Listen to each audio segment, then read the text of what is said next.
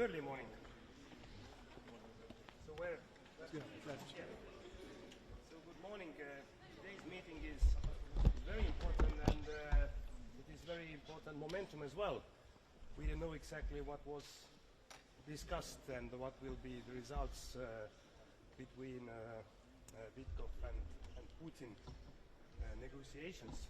But we would like to hear, of course, from Ukraine Foreign Minister what is going on, what are their positions. But from our perspective, what we see is that Putin has not changed any course. He's pushing more aggressively on the battlefield. It's pretty obvious that he doesn't want to have any kind of peace, and that's why the way to put more restrictions to Ukraine is the wrong way. Actually, we must put more pressure on Russia. We have been pretty successful about the sanctions and as well the shadow fleet and many other aspects, but we must do more, and we can do more.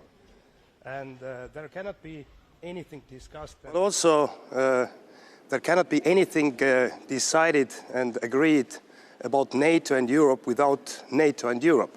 And this is exactly what we are going to discuss today. So what can we do more? Very concrete things. To put pressure on Russia much more. I do hope that Ursula von der Leyen will share today the legal papers about how can we use the Russian frozen assets. Because this is a leverage that Europe has. No one else can use them. And the principle that aggressor must pay is there. And I do hope that this legal paper will be put on the table today and Europe can decide. Because if Europe wants to be recognized in this process, where we design actually the European security architecture, we must make decisions. It's not only about the sanctions. We prepare the next sanction package, but this is about Russian frozen assets. And we need to give the guarantee for Ukraine that funds will be there and our taxpayers will not pay more, but Russia will pay more. So this is now the most important thing. The second thing is about how can we support Ukraine more. And today we're going to discuss as well the PURL mechanism. Estonia, together with the Nordic Baltic states, decided to participate in PURL mechanism as well with 500 million euros worth military support to Ukraine. It must continue. All the others should as well to put more support in. But also we must move forward with the security guarantees to Ukraine. If the just and lasting peace coming, if there will be momentum of the ceasefire, which actually Ukraine is asking, and Putin can actually offer it very quickly if he wants to have it, though we must give Ukraine security guarantees which are working, which are not just written on the paper. So, of course, Estonian position is clear that Ukraine position and future will be in NATO, but probably it doesn't happen right now. Though we must decide as a coalition of the willing, together with US, to give the security guarantees, what means that Europe must put the skin in the game. It means the boots in the ground, if there is need for that. Estonian government already in March this year decided that if there is a need, and this will be formation of the coalition of the willing security guarantees, boots on the ground, we will participate. Even we are the neighboring country and a small country to Russia, and we are the front line on the east to NATO. But we must understand that if we can keep the peace in Ukraine, then we are securing Europe as well. And of course, as I mentioned before, Russia will remain the long-term threat. We're going to decide and discuss today as well about what NATO can do more. As you know, we have lots of different hybrid attacks. We have lots of different actions which Russia is organizing in Europe. Estonia was under heavy violation of the airspace in 19th of September this year. And we have called as well 2 NATO missions. One is Eastern Sentry and the second is the Baltic Sentry. And we need to increase as well the capabilities on the eastern flank. The latest news, not only from the Baltic states and Poland, but also in the middle of Europe, they are really deeply concerning because Russia is pushing more and using the secret services and attacking our people, our assets. So this is not a joke anymore. Russia is an aggressive country and NATO must must be prepared for that as well. So thank you very much. Preemptive measure. Yeah. Be ready to go at war against Europe if necessary. What do you make of such comments? I think that Putin is deeply concerned if he won't be successful to push Ukraine back and having this kind of deal that Ukraine be under the restrictions and heavy pressure, and the other way around. If we're going to use the Russian frozen assets, if we are putting more pressure on Russia about the sanctions, as well, the European Union is preparing the tariffs about all the import from Belarus and also Russia. So we have lots of leverages to push Putin. So he's using these typical tactics to play with our fears. But worst thing, Europe never attacks Russia. We will never do it. NATO never attacks nobody. So this is just playing with our minds and putting you as well, asking the question from me. But I think that we don't need to take it seriously. Minister, how would you comment on corruption scandals in Ukraine? Any kind of corruption is a bad thing. As you know, Estonia is on the top in the world about anti-corruption positions. But good thing is that Ukraine institutions actually dealing with that. Everything is public, and as well, President Zelensky has made very tough decisions about these persons who are connected to that. But let's see what is behind that. Minister, how can you make sure that the US is seriously taking European interests into account in the peace negotiations? Europe must put a leg on the ground. We must actually decide what we are going to do in Europe. Putin cannot decide over us. And as well, US cannot make decisions instead of us. So just one very precise example is about Russian frozen assets. We are talking about more than 200 billion euros what are in Europe. So this package, what I do hope that will be decided very soon, will be like 140, 160 billion euros. And this is something that Europe actually putting itself around the table to negotiate what kind of deal will be in the future. And this is the leverage what Europe has. And this is a huge money which will fund Ukraine for a long period and giving as well, and will give as well a very clear support to Ukraine to decide itself what to do. So we cannot put Ukraine the weaker position because they are victims actually. So Europe has many things to do. Okay. Aren't we all just kidding ourselves with these negotiations? I mean, every time Witkoff goes to Moscow, we act like Putin can be convinced to all of a sudden be for peace. Isn't this naive and even illusory to some point? It's not naive, this is reality. But I said before as well that Putin is not changing his goals. We must focus on these actions, what can bring this, that Putin should change his goals. Now Putin is putting conditions on the table and we would like somehow to discuss about this. No, we must put more pressure on Russia. We know how to do it. There is a plan. There is a plan for that. We have sanctions, we have frozen assets, we have support to Ukraine. Ukrainians are fighting. Actually, Putin would like to carry the narrative that he's winning the war. But please, all of you, follow what is really happening on the battlefield. There is no strategic breakthrough. There is no any kind of strategic success. But he's just putting this on the table, and everybody is very deeply concerned that we need to now make a deal. You know, Estonia never will recognize the change with military power of their territories. So, as US never recognized the Soviet occupation in the Baltic states. So, we have lots of leverages. We need to support Ukraine, but you're right. We don't know exactly what is happening in Moscow and during these negotiations. Let's hear our Ukraine friends. Why Ukraine now joins the NATO? Can you tell us? Because whoever would like to join the NATO, they must have a free will to do it, but then we need a consensus. And it's pretty obvious that we have no consensus amongst the NATO members. Okay, thank you. Some others coming. Thank you.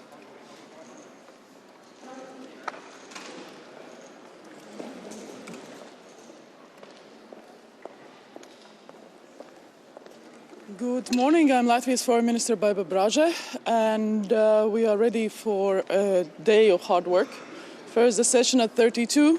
Our priorities obviously are three. One is strengthening our own NATO's deterrence defense capabilities, so looking at the Hague decisions, making sure how 5% for defense is implemented. In our case, for the next year's budget, we have that confirmed, hardcore defense capabilities, so not some foggy stuff. And we'll make sure also that our defense forces get what they need. On top of that, we are strengthening our internal security, security services, resilience of society, critical infrastructure, so on and so forth. So we look forward to all the allies taking their obligations also as seriously. And then, of course, second big priority is support to Ukraine. We all were following the news from both Moscow, but also from Kyiv and other places.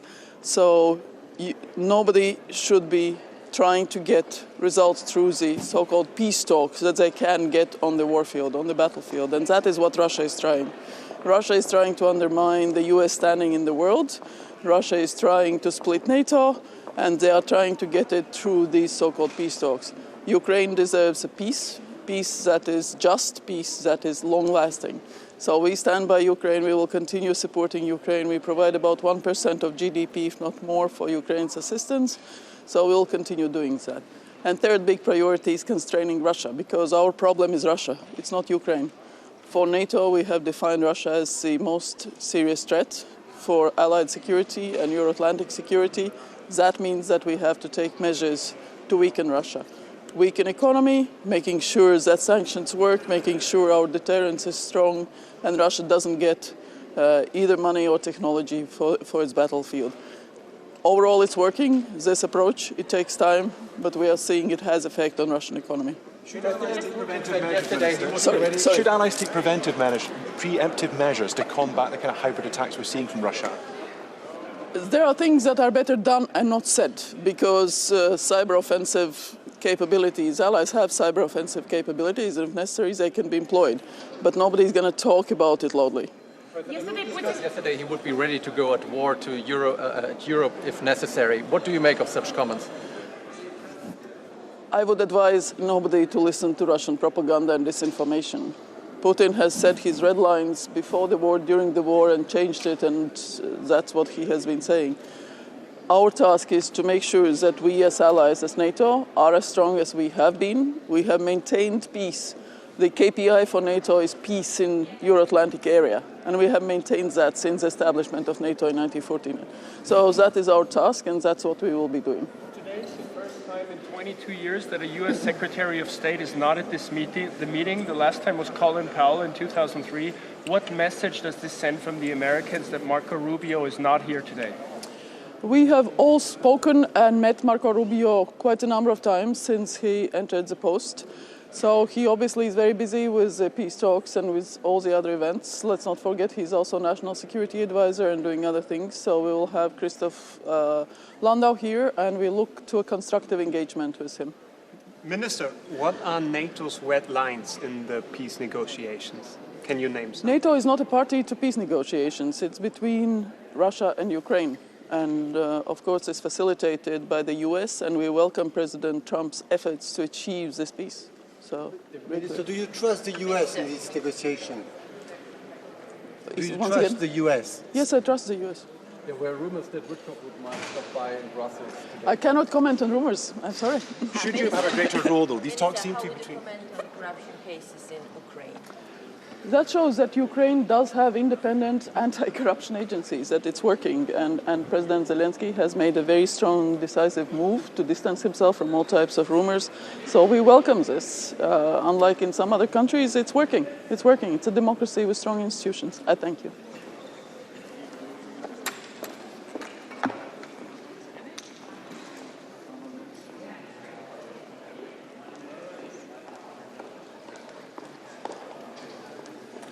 Good morning. Europe's destiny is on the line. We all want this war to end, and we welcome peace efforts. But it's imperative that the outcome is a just and lasting peace for Ukraine. This is about the future of Ukraine, but it's also about the future of Europe. We will not accept any new Yaltas. We need to remember the broader picture of European security architecture also after this war, because every war ends, but after every war there is a post-war era that tends to last much longer than the war, and that will be shaped not only after, but also in the final stages of this war. That's why Ukraine needs to stay strong, and we, the allies in the largest and most successful military alliance in the history, needs to stay firm, and we need to stay committed, and we need to stay united behind the efforts to ensure that the ensuing peace will be lasting and fair, just for the Ukrainians. And for that reason, Norway today will announce an additional $500 million for Pearl programs, distributed in 2 packages, one together with Germany and Poland, and one together with Germany and the Netherlands, because this is really a moment to ramp up support for Ukraine. They need to be able to negotiate from a position of strength. And it's also important that we already now remember that when this war eventually ends, Ukraine needs to be capable and able to defend itself against any return of hostilities. And this is a shared commitment, and this will be the key purpose of today's conversations in the NAC meeting, but of course also in the meeting with Ukraine in the NATO Ukraine Council. I would also add that we appreciate that there is now a good development in NATO on discussions around Arctic security. All the 7 Arctic states in NATO are working closely on developing better concepts and better practices for defending the high north. And I remind you that 7 out of 8 Arctic nations are in NATO. The 8th is, of course, Russia. So this is part of the broader game. We also all strive to live up to the commitments we came out of the Hague meeting with, and I think this will also be an essential part of our conversation today at the NAC. And Norway, with so many others, will underline that these commitments are for real, they are serious, and they are also related to the need to be very clear of what is the defining challenge and defining threat for NATO, which is the developments in Russia, which will still be there when the war in Ukraine hopefully is over one day in a just and fair manner. Thank you for the attention. Eventually back the release of the frozen Russian assets? So this is a conversation that is ongoing in the European Union. We follow that closely, but we will see what the EU concludes with, and then we will take it from there. We have no other comments at this time. Yesterday, President Putin was threatening Europe with war again. What is the reason behind these statements now, and what do you think of that? Well, if you want Putin's reasoning, you need to ask him. NATO doesn't want war with anybody, but we have been prepared for 76 years. In the 76 years of NATO's existence, no other state has ever attacked a NATO country, and that is because we are always prepared to defend ourselves in the strongest military alliance in history. So I would advise against, but I can assure you that nobody here is seeking a war with Russia, but we are always prepared to defend our territory and our citizens with extremely capable force.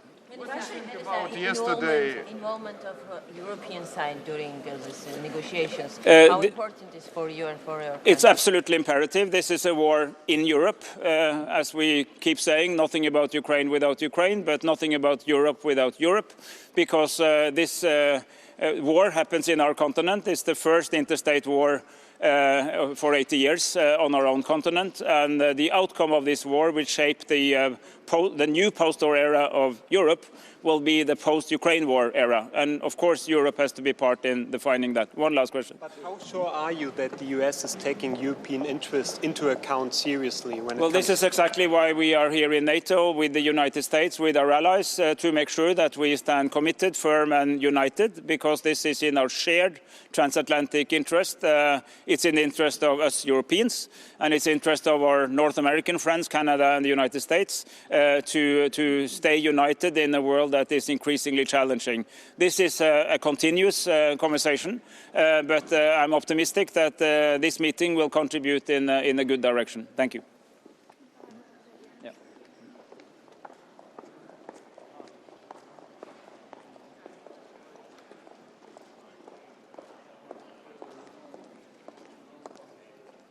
Good morning.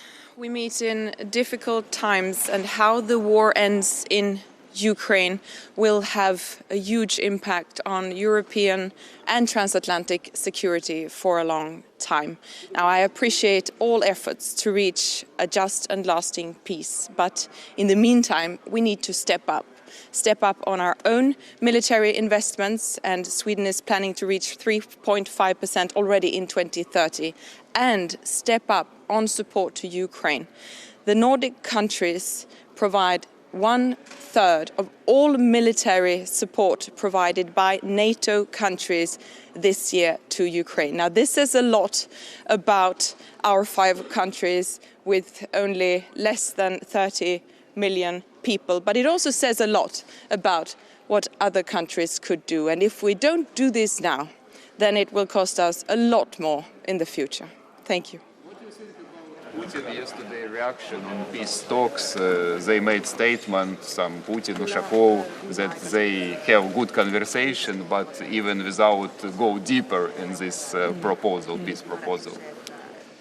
Well, until I see anything different, then I'm going to continue to draw the conclusion that Russia does not want peace, and that is why we need to stick to the 2-point plan, increase the support to Ukraine and increase the pressure on Russia. And we need to hit them where it hurts most, and that is the oil and gas revenues. Be ready to go at war against Europe. What do you, if necessary, what do you make of such comments? Well, I come to the conclusion that we need to step up on our own military investments. So this is an important meeting today to discuss the individual deliveries on the goals that we set up in The Hague this summer, because we know, and especially us who are living close to Russia, that they pose a real threat, and that is why we need to constrain them in every possible way. Are you willing to offer a financial guarantee to Belgium for the release of the frozen Russian assets so they don't bear the responsibility all to themselves? The frozen assets is a potential game changer. And of course, we need to make sure that Belgium feels secure when releasing these assets, because it is a great part of their GDP. And of course, Sweden is willing to contribute to that. Thank you very much.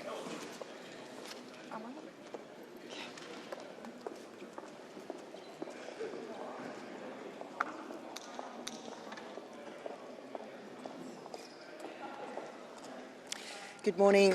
Finland supports all efforts towards constructive, lasting and a just peace for Ukraine. And also we are here to bolster the transatlantic alliance, which has never been stronger. We are living up to the commitments set forth in the summit of last summer in The Hague. And obviously a major discussion point today will also be the peace talks. Now, there can't be a lasting and sustainable peace if the evil persists. On the very contrary, we have to make sure that the good guys are able to build a sovereign country based on liberty, on freedom, on transparency and full democracy, which the Ukrainian people deserve. And we are here to support them. Does peace negotiations even make sense, because Russia refuses all of compromises right now? So far we haven't seen any concessions from the side of the aggressor, which is Russia. And I think the best confidence-building measure would be to start with a full ceasefire. And if not with a full ceasefire, then with a ceasefire on energy infrastructure, which would make sure that there are no deliberate civilian casualties, which has been, unfortunately, the playbook of Russia so far. Minister, there's no unanimity for NATO membership in NATO, here in NATO. So why should this option not be ruled out if there's no unanimity anyway? For what? For Ukraine membership in NATO. Yeah. Well, I look forward to a future where Ukraine is a full member in NATO. It might not happen tomorrow. It would anyway not happen tomorrow, but someday it has to be possible, and I'm sure it's in the full interest of the entire alliance. Yesterday, Putin was threatening to go at war against Europe if necessary. What do you make of such comments? Well, it's the rhetoric that Russia is making use of in order to intimidate us, and we shouldn't take such talks too seriously. We have very strong capabilities as NATO, as Europe, and we are ramping up by the day. And Russia, on the very contrary, is in a position where it's desperately looking for an off-ramp out of the war it should never have started, and which was obviously based on a totally misguided calculus on what was going to happen. The Ukrainians have been brave enough to resist the evil for 4 years now, and even longer if we start with the illegal annexation of Crimea. Ukraine has all the possibilities to really, have a future which is based on not only the freedom but also the full sovereignty which it deserves. Considering out these peace talks with Estonian Secretary Rubio is not even here today. I'm so glad that Secretary Rubio is involved in these peace talks. I think his efforts together with the American team have been extremely constructive, and we have American presence here, and we are able to discuss as the alliance also with the deputy. Considering the frozen Russian assets in Belgium, is Finland willing to offer a financial guarantee to Belgium so they don't bear the burden if this decision is reached? It's very important that we find a solution to making use of the frozen assets for the victim of this war, and at the end of the day for the victory of humanity. Seems to have been offered the possibility that Witkoff would stop by in Brussels on his way back from Moscow. Do you know anything about that, and would you welcome such a step? I spoke with my colleague Andrei Zubia last night, and he was confident that in some shape or form we will be briefed also here in Europe, and he will himself be coming over, and I'm looking forward to those discussions as well. But apparently they haven't been able to reach massive consensus last night in Moscow. Have you seen the statement of Russian officials after yesterday's negotiation, and what do you think about this statement? Well, it looks like Russia is not willing to make any compromise, and they still are looking to achieve the full goals which they started to go after with this full-scale invasion in the first place, which was full subjugation of Ukraine. So therefore it is so important that any peace deal will recognize that not only needs the killing stop, and we would hope for the killing to stop today in the form of a ceasefire, but there also need to be terms which make Ukraine strong enough to in the future resist any not only invasion on the military side, but also any political interference which is fully in the Russian playbook to, make sure that their neighboring countries do not become a showcase for personal liberties, which is exactly what Putin wants to prevent in his own country. Thank you so very much.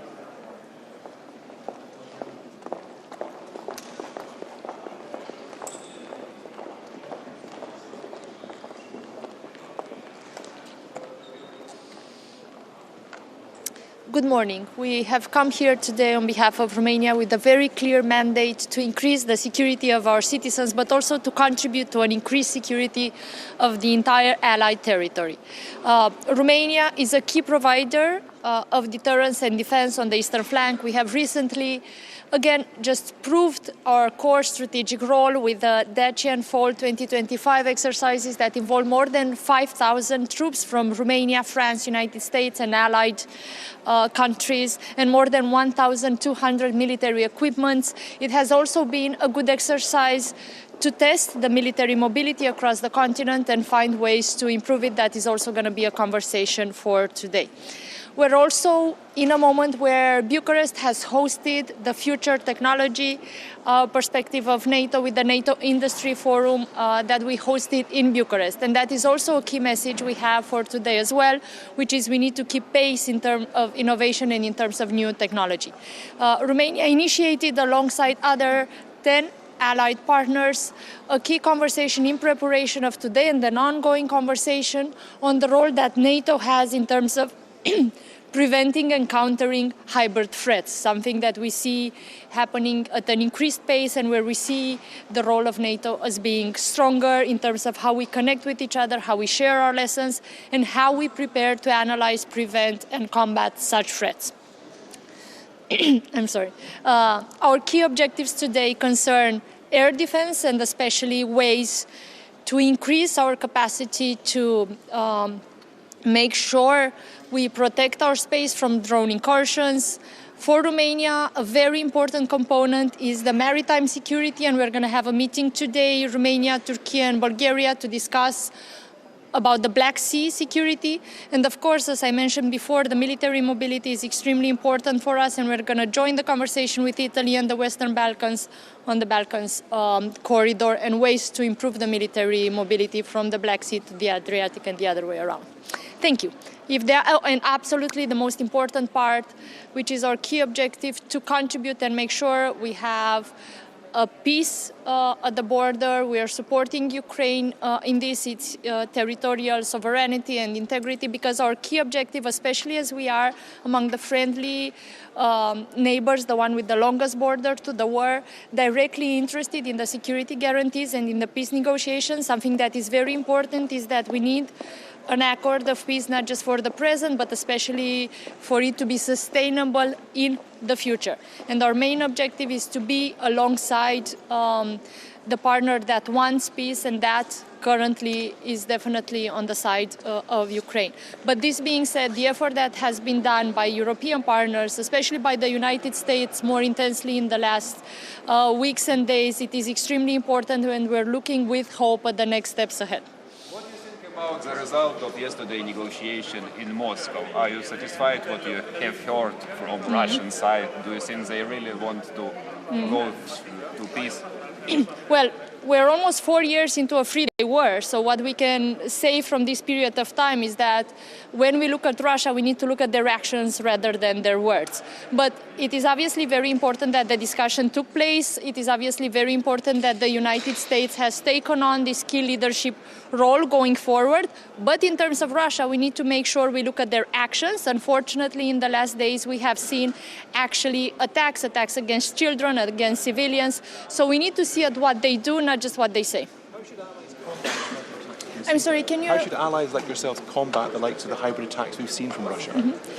Well, in our case, for example, what we want to make sure is here in the NATO format, and also we're having this conversation at the EU level, is to have a better coordination among us, to recognize hybrid threats as an actual risk into the Allied territory and treat it as such. And then it depends. If you look at for example, the air balloons that have entered our airspace here, you need better deterrence in terms of how you monitor that. But also, for example, at the EU level, we believe sanctions, and this is something that's going to happen for Belarus, for example, because of their hybrid incursions into the Allied space, then that we believe also it is a key mechanism. But the nature of hybrid is that it is complex and diverse. So here we think we need a better coordination among us as allies, NATO to step up its role in that, and also in terms of actual investments in what you need in comparison with other defense spending, for example. It's a very low investment versus the return on investment that you have with deterrence and defense. How vital is it for your country to involve in the negotiations? I mean, Russia, Ukraine, and yes, Europe is dispensed. And the second question, how would you comment on corruption cases in Ukraine? On the negotiation part, we are involved in the coalition of the willing format, but also tomorrow I'm going to fly from here to Vienna, where we're going to have a trilateral meeting with the ministers of foreign affairs of Ukraine and Moldova. We call it the Odessa Triangle. We have had these meetings in Chernobyl as well to discuss among the three ministers exactly how do we see for our region, for the border, but also the security of Moldova going forward. And that's an element we always address in negotiations, but we also always address in terms of security guarantees going forward. Something that's also very important, where Romania has an important role and we want to continue contributing, is the security at the Black Sea. This is absolutely essential, not just in terms of NATO, but also in terms of the capacity we have together to keep the Black Sea safe for the commercial routes, for example, something that we have seen as being essential even from the beginning of this war of aggression, in terms of allowing, for example, for the cereals to have their export path that was needed for the economic survival of Ukraine as well. How important is it that Russian frozen assets are finally being used? Okay, so not to shy away from the corruption question, it is obviously something that cannot continue to happen. We see Ukraine take the tough measures that are needed, and something that we need to be very clear about is that there is no place for corruption, especially that when we look at a lot of the investments, we look at the investment and financial resources that are gathered from other countries' citizens and contributions, but also especially that we have the Ukrainian citizens fighting a war every day, and obviously there in the Ukrainian society we don't see any tolerance towards corruption at all. But we see Ukraine and President Zelensky taking the necessary steps internally as well, but also to keep the external confidence that is needed in the negotiation process. Can you repeat the question, please? Frozen assets, how important is it that they are finally being used and that it might be announced today how the legal framework looks like? It makes sense that we have the aggressor pay as well, and that we increase the pressure also on Russia with every instrument that we have. So it's not just about financing the future steps, that is something very important as well, but it's also about increasing the pressure. And here, obviously, when we speak about the frozen assets, we need to speak also about a shared responsibility among the countries that want to contribute in terms of guarantees. Thank you.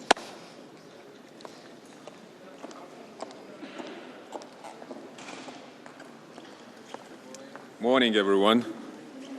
It's the first thing to underline today that Russia is and will remain direct military threat to NATO, and it will remain as this after the ceasefire or after the peace that will be achieved in Ukraine one day. And that is why we have to be serious and be prepared as NATO, as an alliance, for this, to meet this threat. Even today, we are, as the NATO, under attack with the different forms of the hybrid activities from Russia and its accomplice, Belarus. That is the GPS jamming and spoofing. These are meteorological balloons that are now interrupting our civil aviation and make the real danger to our critical infrastructure. We have to address it. We have to address it with the strong and resolved measures to increase our air defense and also the awareness of what is happening in a very neighborhood of ours. Our decisions that we made in the Hague summit have to be implemented fast and faster than we pledged, faster than 2035, and Lithuania in this leads by example. So this year we have the 4% of our GDP spending on defense. Next year we will have 5.4% of our GDP dedicated for the defense. And we do it with the very clear goal in our mind, to be prepared with our armed forces, to develop the division in our national land forces, and also to prepare the critical infrastructure, host nation support infrastructure that is needed for our allies. This is our approach. And I'm really here today hoping to hear the same from our allies, from the countries around the table, that they are doing also the same. Speed up with the defense spending. This is very much needed, because otherwise we will be tested with what we have committed, and we want to avoid this. We have to continue with our support to Ukraine.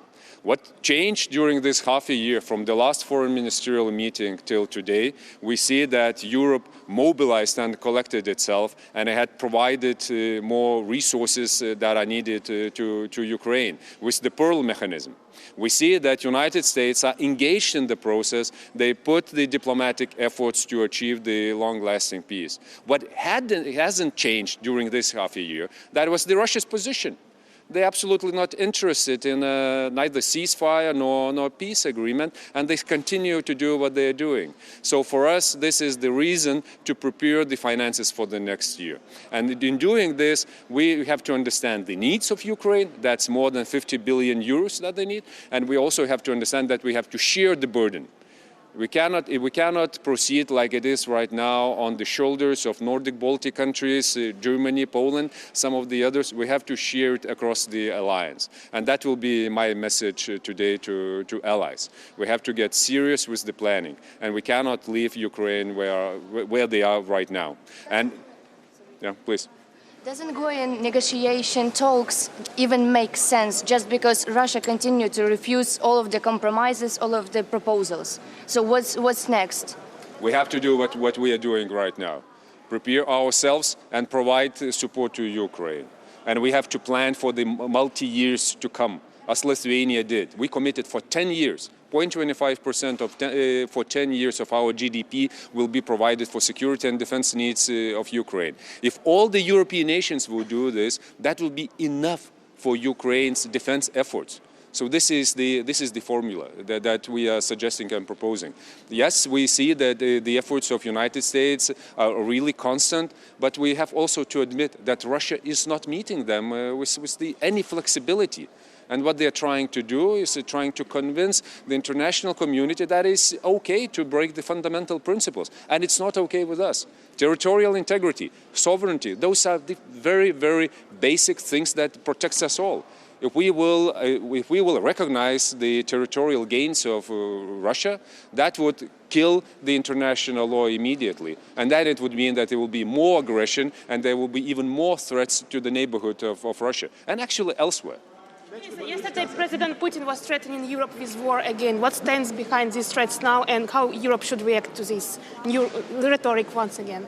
He is projecting his readiness to get involved into the larger conflict with NATO. And these are two things. One thing, of course, we have to divide by 2 and then by 10 when we listen to him. Because, one reason that is, of course, propaganda and it's intimidation of us. On the other hand, we have to be also serious about the words.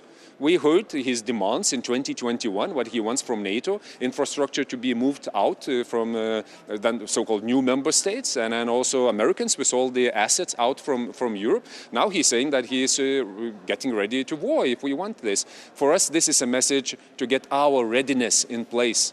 So it's not only capabilities, but it's also readiness, if it is needed to do it even today. So that would be very good, another reason to discuss where we are, what concerns NATO capability targets today in our discussion. I wouldn't fall into this trap. How important is it that the US will consult with European allies in peace negotiations? And do you have the impression that this is being actually done enough? Europeans has to be at the table when we are talking European security. That is absolutely principal thing. And we cannot discuss the future of the European security architecture without Europe.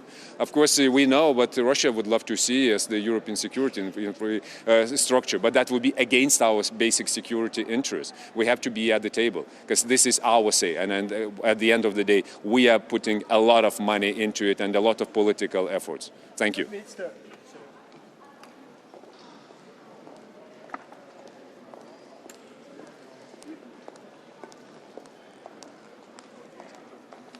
Good morning, everyone.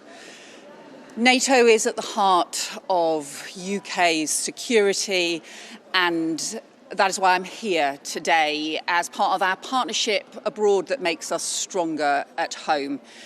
And here alongside foreign ministers from across NATO to affirm our strong support for the people of Ukraine and for the process to secure a just and lasting peace for Ukraine, with security for Europe and security for NATO as well.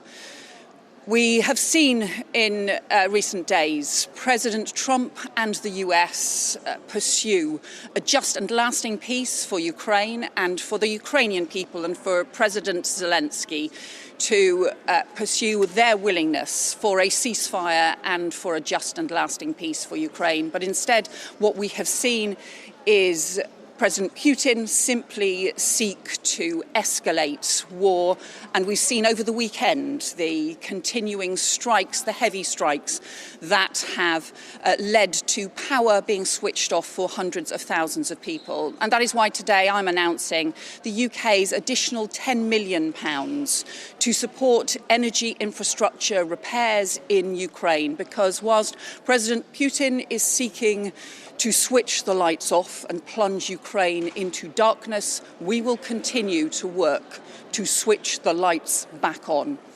And we will continue to show our support for the Ukrainian people, for the sovereignty of Ukraine, and for a just and lasting peace, with the security of Europe and the security of NATO at its heart. Thank you. From Kosovo, I would like to take one answer for you. I'm Ibn Hari Sufi from TV1. We have 2 years from the attack on Bainska, and at the same time 1 year from the Iber-Lepans. What is your answer for this? And what is your message to Vučić? Because the Milan Radicic is not arrested. He's still now free in the Belgrade. So the talks that we will have today, the discussions we will have today, are all very clear that we've seen 2 presidents are seeking peace, President Trump and President Zelensky. But so far all we have seen from President Putin is an attempt to escalate war. And that is why President Putin should end the bluster and the bloodshed and be ready to come to the table and to support a just and lasting peace for Ukraine and for the security of Europe and the security of NATO. Thank you very much. Thank you.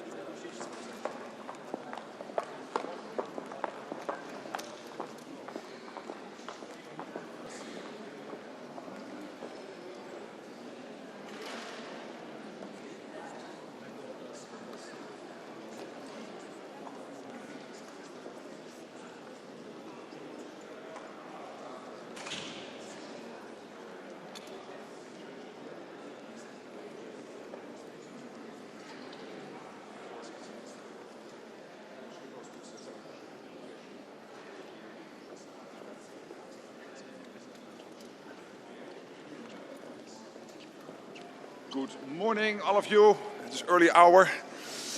Looking forward today to host the foreign ministers of NATO. Of course, we'll be discussing the historic The Hague summit and to make sure that we implement all the decisions when it comes to someone's phone is ringing.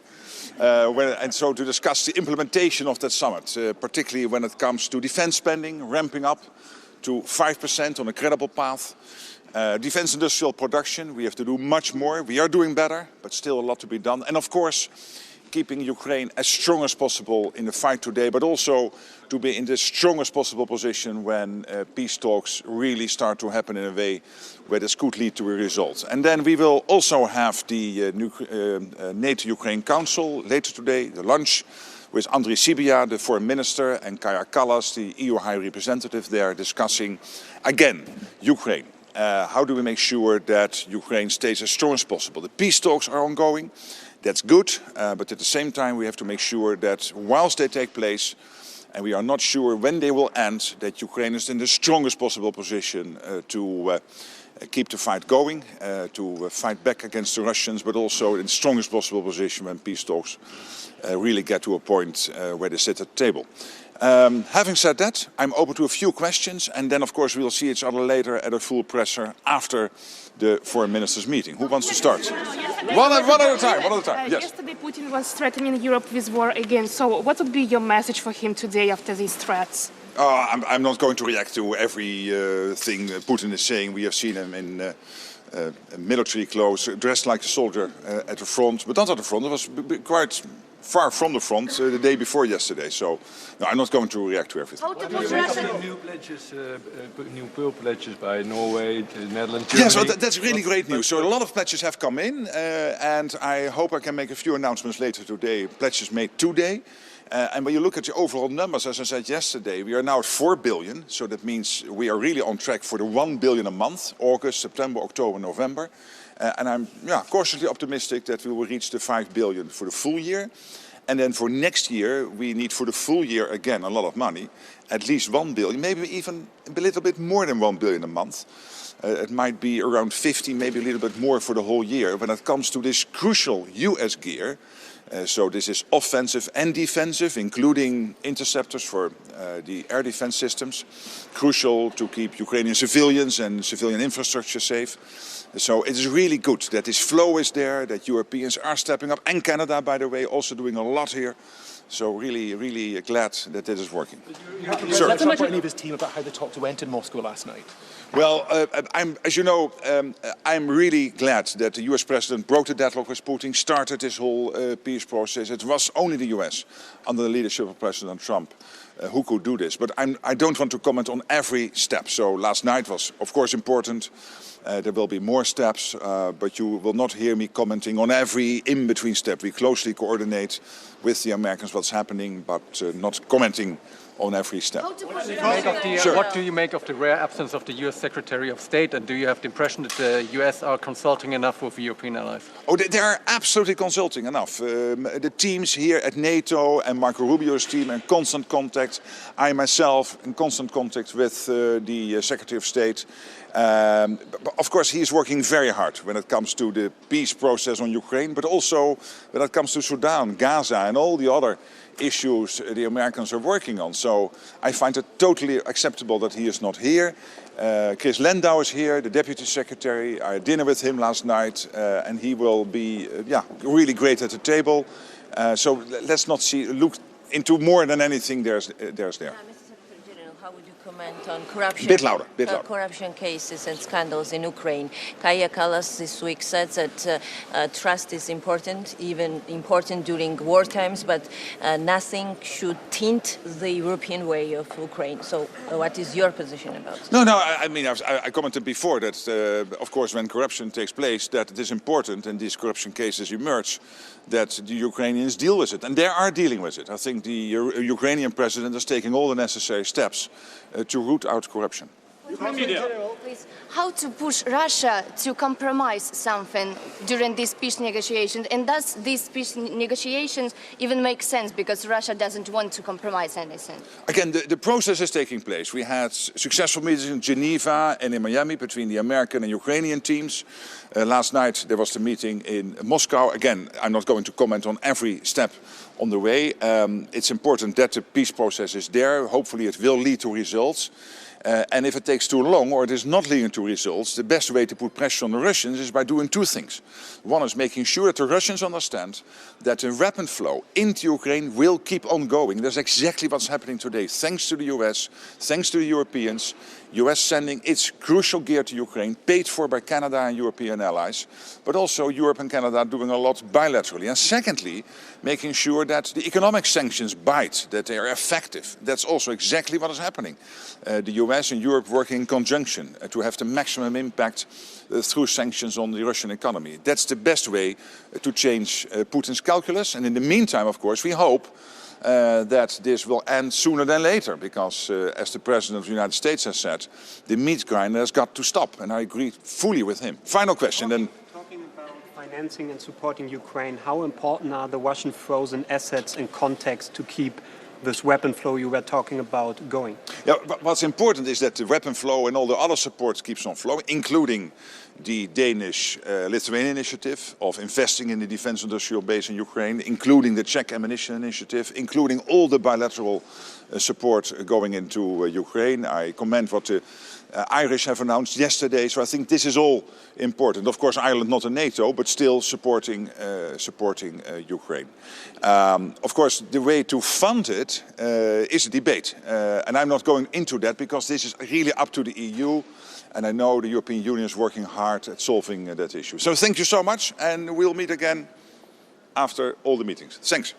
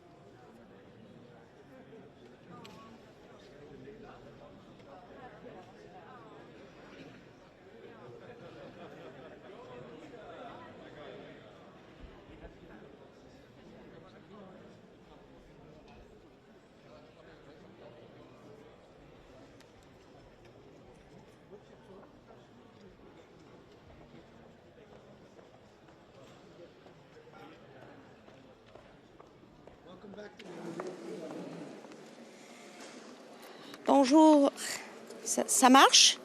Ça marche? Bonjour tout le monde. En tant que membre fondateur de l'OTAN, le Canada est ici dans un monde plus divisé que jamais.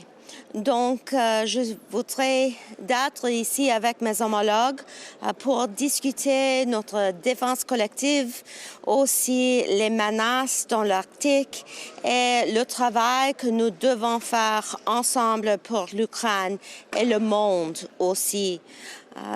Today, I am pleased to be here in a world that is more divisive and filled with conflict than ever before. And we will continue to work together as NATO allies, as colleagues, as friends and partners on collective defense going forward. As we continue to see horrific images of Ukrainian families and children being killed on the battlefield and in cities and towns across Ukraine, Canada stands firmly, shoulder to shoulder with Ukraine in the short and the long term. That is why today I am here to make two announcements. First, I am pleased to announce that Canada, alongside several allies, will purchase a package of military capabilities under the Pearl program. This is the NATO vehicle for military support for Ukraine. Canada's contribution to the purchase of this Pearl package will be $200 million, bringing Canada's total contribution to $890 million over the past 6 months. Second, I am announcing that Canada is committing $35 million in security support through the NATO Comprehensive Assistance Package Fund. This brings Canada's contribution to the CAP to a total of $180 million. And in particular, that funding is going to support the purchase of resources such as fuel, medical supplies, communications equipment, gear, services, and more. With that, my friends, those two major announcements for support for Ukraine as we go into the winter months, I would like to conclude by saying que le Canada est ici dans le court et le long terme pour l'Ukraine.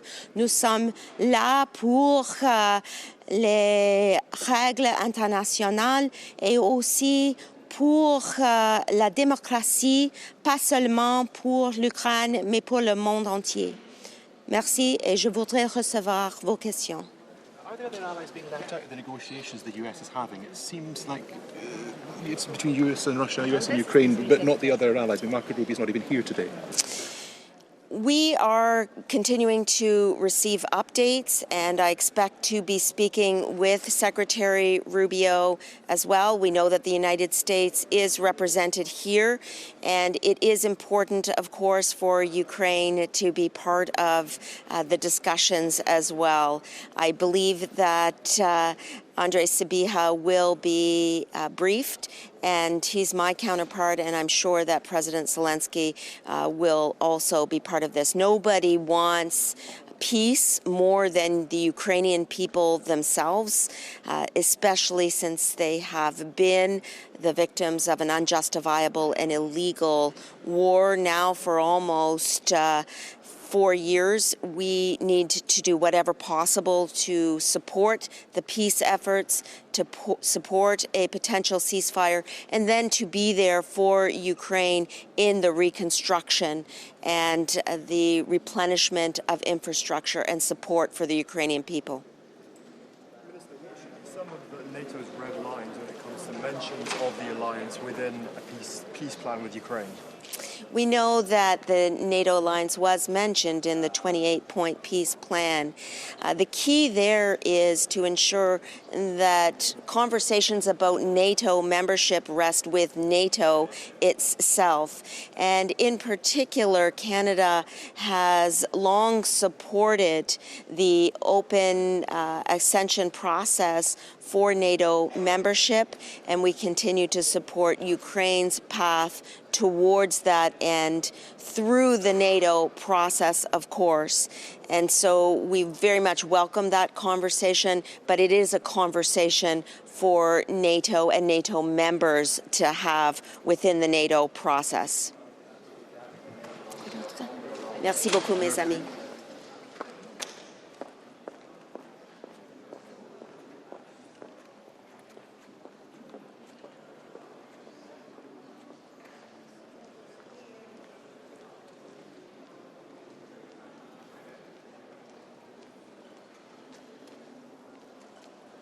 Good morning. So it's a pleasure to be here at this meeting of foreign ministers, a meeting which is the first one after the historic NATO summit in The Hague. Of course, we will be discussing NATO's preparedness coming out of the summit, what our plans are looking towards the future. A very strong focus will be on our principled support for Ukraine. But what we also see is momentum and a window of opportunity for peace in Ukraine. The Trump administration, Secretary Marco Rubio, President Trump, his entire team have put a very strong commitment on finding peace. We see, I will reiterate once again, that there is a clear window of opportunity for finding such a peaceful solution. And of course, we will stand behind our support for this existing momentum. On the sidelines, we will also have a very important discussion on Corridor 8, which is a key political security corridor. It is a corridor for enhancing connectivity, but also for strategic military mobility. Myself and our Italian colleague, Antonio Tajani, will be co-hosting this event where we hope that we will be able to discuss not just Corridor 8, but also the Western Balkans, where there is a very high level of malign influence coming from Russia, China, but also other stakeholders. So these are the key issues that we will be covering throughout the day. It will also be a pleasure to continue the discussion with our colleague from Ukraine, as well as High Representative Kaja Kallas, who will be joining us this afternoon. Thank you.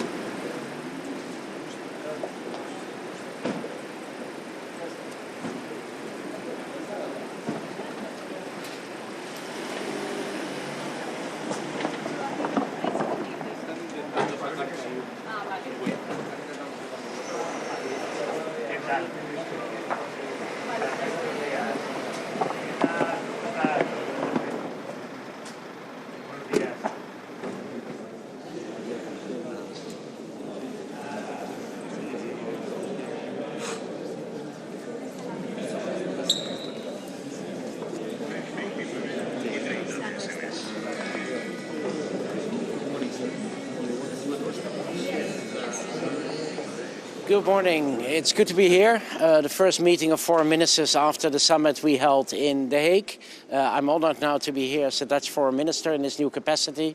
And at a crucial point in time, of course, with the ongoing talks in Moscow, the need to ramp up our support to Ukraine, which we will do. We will announce an extra Pearl package of 250 million euros today, but also necessary to continue our journey towards a 5% defense spending. So good to be here. He would be ready to go at war against Europe if necessary. What do you make of such comments?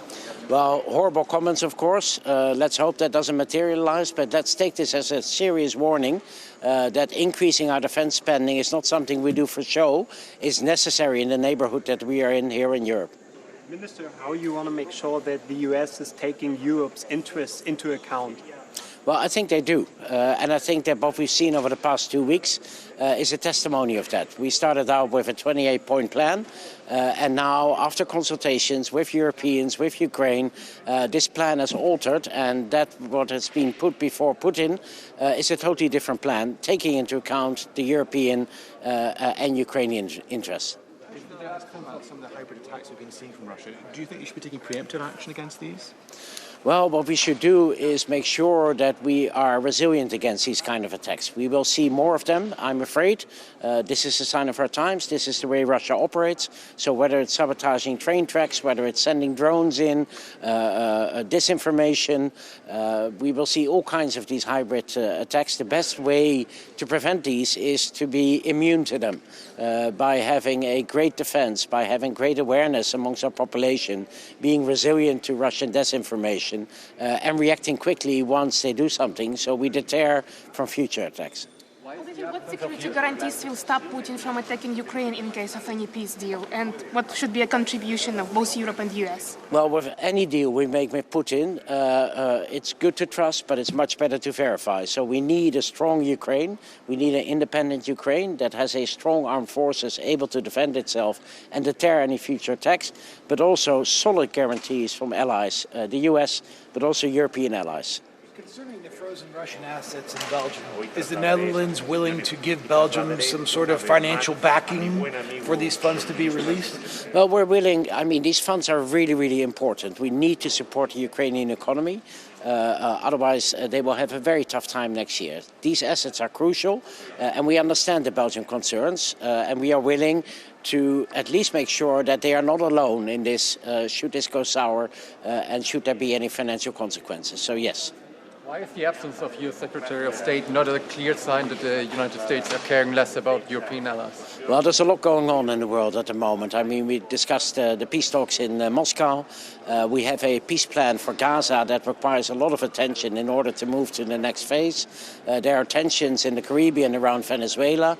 So I understand that Secretary Rubio at the moment is needed in Washington more than he is needed here at the foreign ministers' meeting. That the frozen Russian assets won't be used by the US and Russia like it was deemed in the first 28-point plan?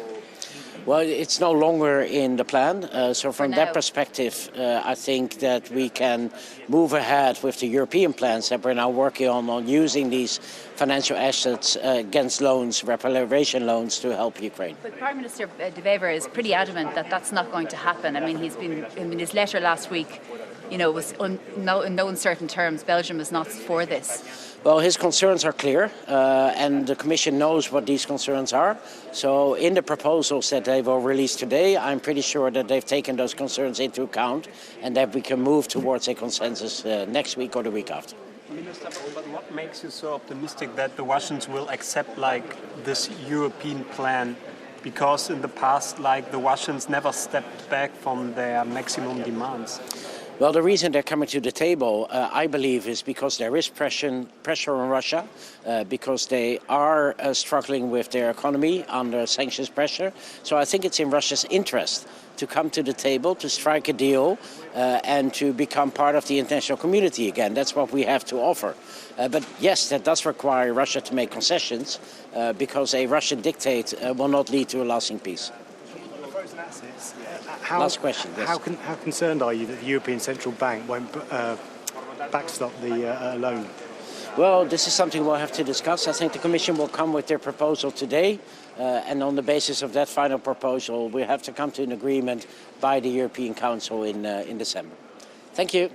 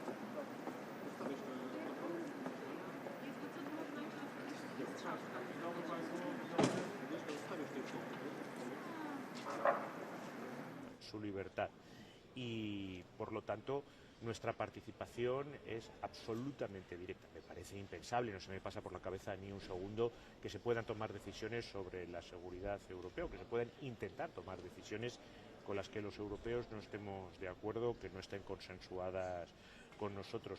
Este es un momento decisivo para Ucrania, pero también son horas y días decisivos para Europa. Yo hace mucho tiempo que lo digo, Europa tiene que dar un salto en su soberanía, y un salto en su soberanía pasa por dos vectores principales: avanzar definitivamente en remover los últimos obstáculos al mercado interior para que dé toda su potencialidad, y al mismo tiempo también que nuestra seguridad esté cada vez más en nuestras manos, una integración de nuestras industrias de defensa, avanzar claramente también hacia un embrión de ejército europeo. Todo eso son ideas que nosotros venimos defendiendo desde hace mucho, pero que en estos momentos son un gran imperativo, porque también hay riesgos para la seguridad europeas que son mayores que los que se producían hace unos años, y los europeos tenemos unos valores muy claros, unos valores de paz, tolerancia. So, good morning. Address Ukraine's financial needs. There should be no mistake. Belgium fully supports this.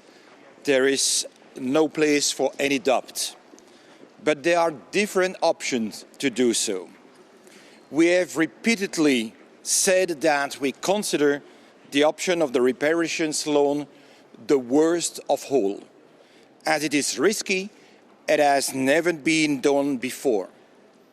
Everyone can see how difficult it has been for months to find a robust solution to the proposed option. This explains why we keep on pleading for an alternative, namely the EU borrowing the amounts needed on the markets. It is a well-known, a robust and a well-established option with predictable parameters. The reparation loans scheme entails consequential economic, financial and legal risks. The letter of my Prime Minister outlined again clearly our concerns. In short, the necessary guarantees for Euroclear, full mutualization of the risks, and go beyond Euroclear and Belgium. These are legitimate and reasonable concerns. Our door has always remained open and still is.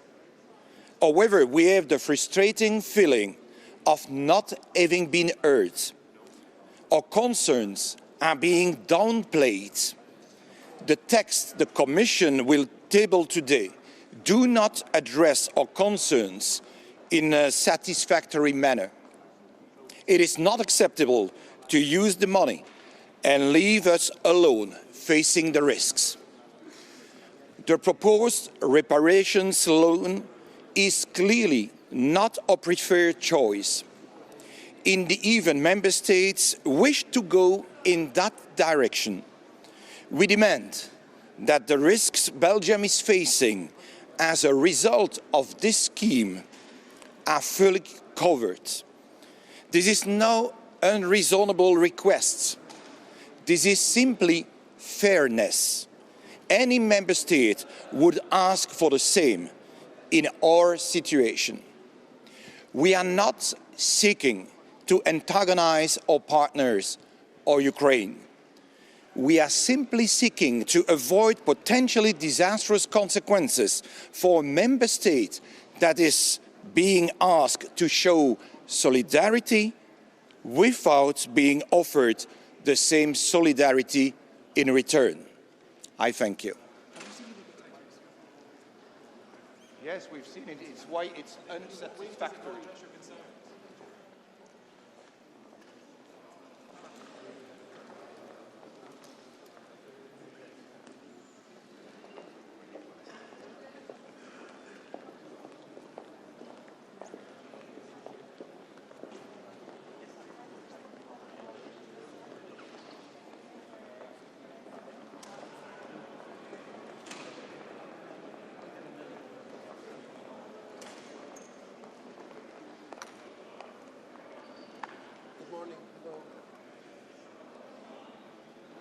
I will make a statement in Greek and then a brief statement in English.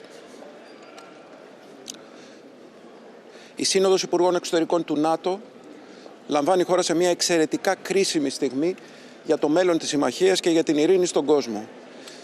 Θα πρέπει να διατηρήσουμε την ενότητα της συμμαχίας, τη συνοχή της συμμαχίας, να μετρήσουμε τις δυνάμεις εκείνες που θα μας οδηγήσουν σε πολύ πιο ενισχυμένες αμυντικές δυνατότητες, χωρίς να διαταράξουμε τη συνοχή της άμυνάς μας. Η Υπουργική Σύνοδος λαμβάνει χώρα εν μέσω των συζητήσεων για την Ουκρανία.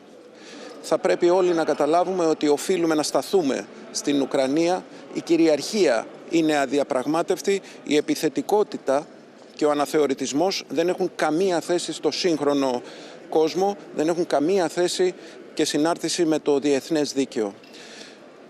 Ιδιαίτερα θέλω να τονίσω το ζήτημα της νότιας γειτονίας. Η Ελλάδα ήταν από τις χώρες εκείνες οι οποίες πρωτοστάτησαν στο σχέδιο δράσης για την Νότια Συμμαχία.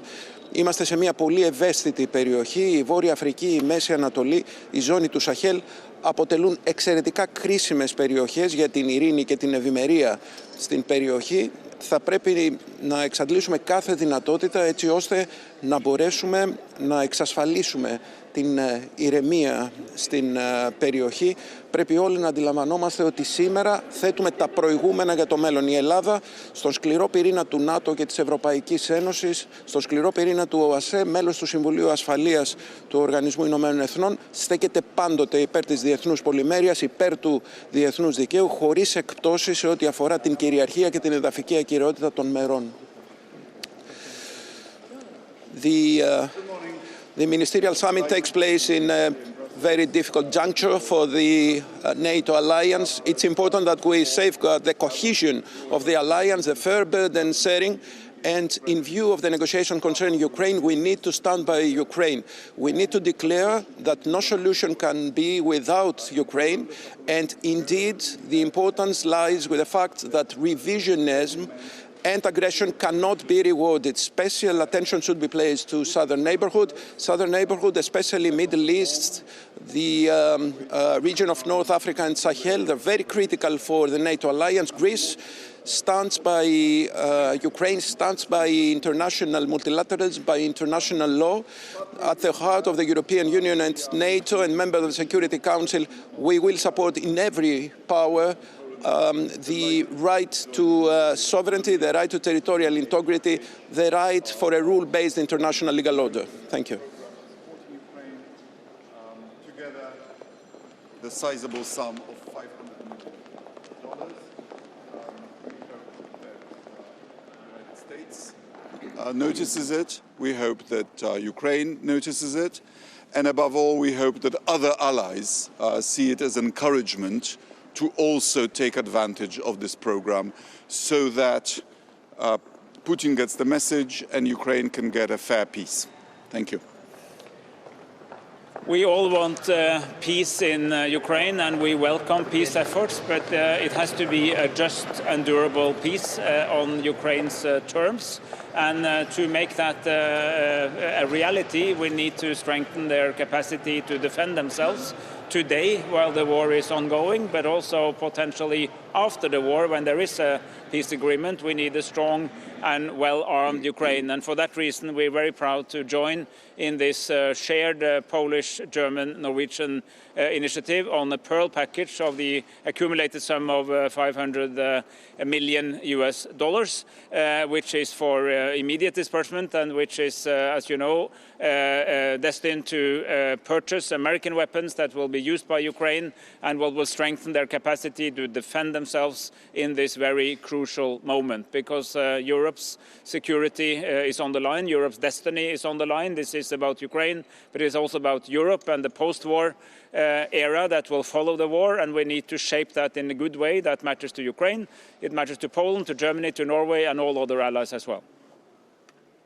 Ja, meine Damen und Herren, die Bundesregierung ist sehr stolz, dass wir gemeinsam hier mit unseren Freunden in Polen und Norwegen ein großes weiteres Paket packen können, was notwendig ist, um die Ukraine zu unterstützen.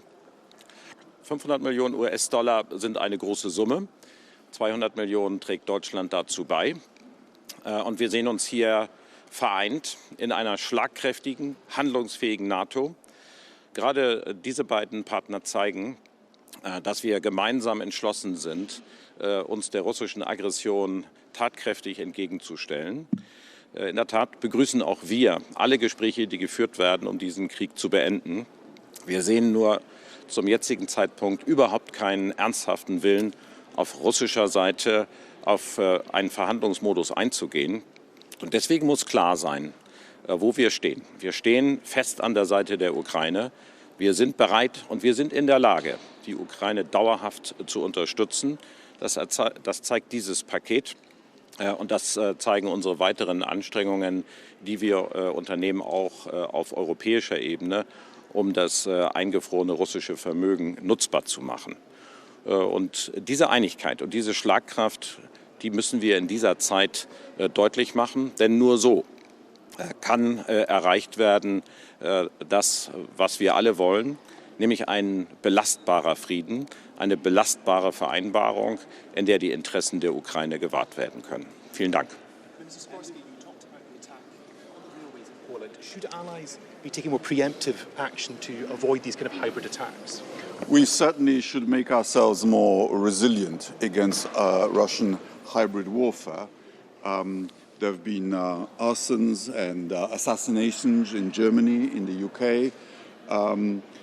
Russia is escalating.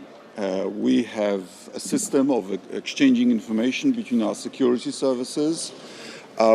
We believe it's also useful to restrict the movement of Russian diplomats in our countries to only the country where they are accredited, or even narrower. We've done that. I've now closed down all of Russia's consulates, which makes it more difficult for them to serve as agents, not only in Poland but in other countries. We need solidarity, and we need to be realistic about Russia's intentions, which are not good. Eindruck der aktuell laufenden Friedensverhandlungen. Warum haben Sie weiterhin den Eindruck, dass die Amerikaner ausreichend mit den Europäern konsultieren? Und ist die heutige Abwesenheit des US-Außenministers nicht gerade ein Zeichen dafür, dass das nicht mehr der Fall ist? Wir sprechen uns umfangreich mit der amerikanischen Seite ab. Ich habe ja mit meinem amerikanischen Kollegen Marco Rubio gerade vorgestern Abend noch ein ausführliches Gespräch geführt. Das setzen wir in diesen Tagen fort. Das gilt für alle anderen Kolleginnen und Kollegen auch. Alle wissen, dieses transatlantische Bündnis lebt davon, dass es eine lebendige Verbindung gibt über den Nordatlantik hinaus. Das dient dem Vorteil aller, das dient der Sicherheit aller. Und dieses Bewusstsein, das ist in Washington DC genauso vorhanden wie hier in Brüssel und in unseren Hauptstädten. Wir leben diese Gemeinschaft unabhängig davon, wer gerade an diesem Treffen konkret teilnimmt. Herr Minister, die EU-Kommission will heute den rechtlichen Rahmen vorstellen, wie die russischen Vermögen genutzt werden sollen. Ihr belgischer Kollege war gerade vor Ihnen da und hat nochmal die belgischen Sorgen unterstrichen. Wie wollen Sie den Belgiern ihre Sorgen nehmen, und würde Deutschland die Belgier finanziell oder das ganze Vorhaben finanziell mit absichern? Und wie wichtig wäre es jetzt, dass endlich die Frozen Assets genutzt werden? Die Bundesregierung arbeitet darauf hin, dass wir im Europäischen Rat einen entsprechenden Beschluss fassen können, dass wir die eingefrorenen russischen Vermögenswerte nutzbar machen können. Das muss auf einer sicheren Rechtsgrundlage geschehen. Daran arbeitet die Kommission und wird die Vorschläge jetzt präsentieren. Wir unterstützen das, und wir nehmen die belgischen Sorgen selbstverständlich ernst. Sie sind berechtigt, aber das Thema ist lösbar. Dann lösbar, wenn wir gemeinsam bereitstehen, Verantwortung zu übernehmen. Deutschland ist dazu bereit und ermutigt alle Mitgliedstaaten, das ebenso zu tun. Ich bin sehr zuversichtlich, dass am Ende der Vorschlag des Bundeskanzlers sich durchsetzen wird. Thanks. Okay. Thank you. Thank you.